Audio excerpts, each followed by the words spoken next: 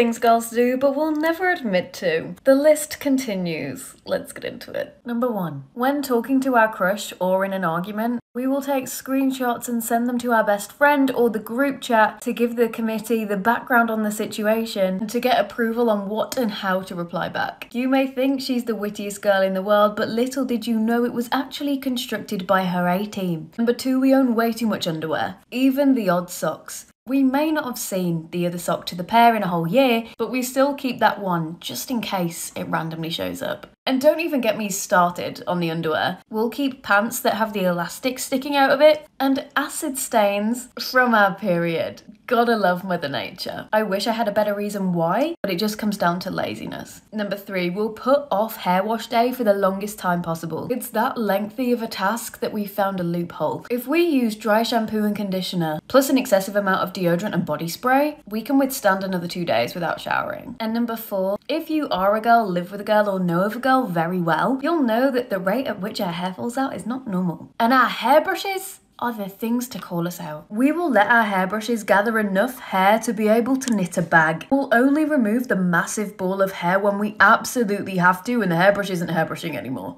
And then we kind of sit there staring at it in the bin thinking how gross it is, but also wondering how the fuck we've lost so much hair, yet there's no visible signs that we have. These are things guys wish girls knew. If you want more videos like these, then I suggest clicking follow. Let's get into it. Number 1. Guys care way less about your body than you think. Most of them don't even know what hip dips are. Whilst they're first attracted to you by your physical appearance, your personality and who you are as a person, way more important to them. Number 2. Whilst you look absolutely stunning with makeup, most guys actually love it when you're barefaced with a messy bun. Because what it tells them is that you're comfortable being around them and are confident in yourself. Number 3, the hints we give them that we think are so obvious, they have no idea how to read. When they think we're flirting, we're just being nice. And when we're just being nice, they think we're flirting. The most ideal situation for a guy is for you to stop trying to drop hints and just be straight up and direct with him about how you feel. I know it's scary, but they'll respect you for it. And number 4, when he's out with the boys, although you might be overthinking or miss him, let him do his thing and let him have his time. Boy time is equally as important as girl time. The only exception is if he's constantly messaging you while he's out.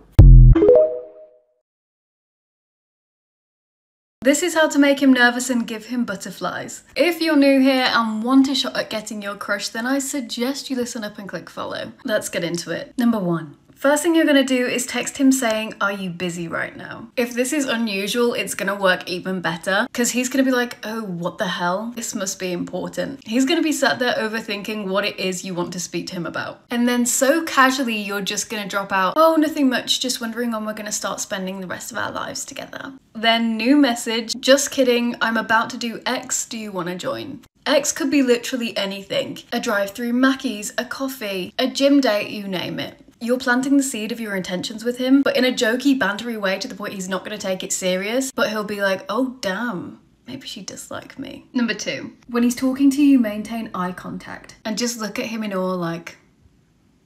If you do it for long enough, it's gonna trip him up. He's gonna lose his trail of thought and he's gonna be like, "What are you looking at?" And then compliment him. I promise you, with the lack of compliments guys get, he's not gonna know how to act. And number 3, if you wanna make them nervous and be on their mind on Snapchat, just start typing random stuff and don't send it. And they should get the notification that you were typing. Then wait like half an hour. If they're into you, they're 100% gonna text you back like, "What were you gonna say?" And you can be like, "Oh, you saw that. Was about to be a risky text, but never mind." They are gonna go crazy thinking about what that could have potentially been. Trust me. It's like telling someone you know a secret and then not telling them the secret. This is how to approach a girl at the gym, because I can't lie, some of you desperately need the help. If you want more tips like these and a higher chance of not being rejected, then I suggest you click follow. Okay, let's get into it. First things first. If you know this girl outside of the gym, I would highly advise speaking to her outside of the gym. Because most women go to the gym to work out, not to flirt. What you're absolutely not going to do is go up to her and ask for a Snapchat, especially if you're over the age of 20. I mean, unless you very quickly want to be shut down.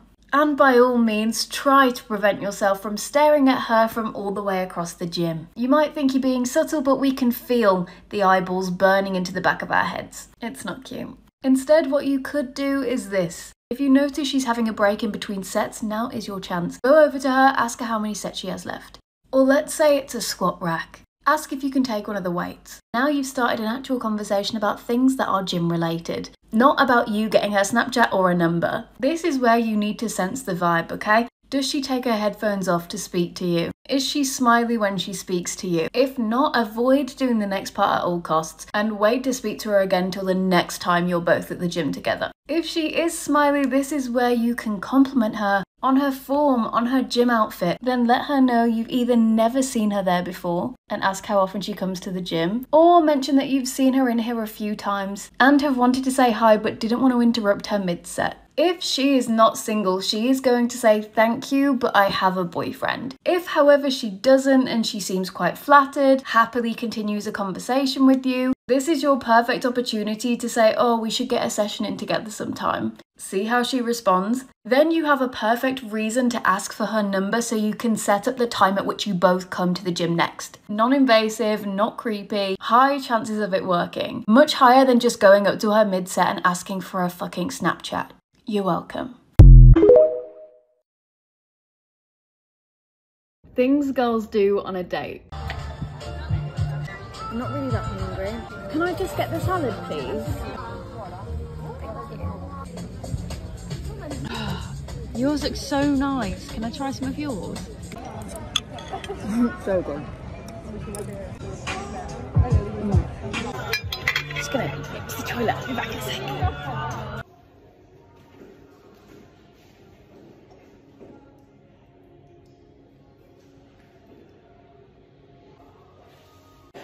No, bitch, the day was going so fucking well until I told him I wasn't hungry, ordered a salad, and then proceeded to eat his whole meal. To make matters worse, it's just in my bag, and I don't have my card. So, I'm gonna need you to call in about 5 minutes pretending to be my mom, okay?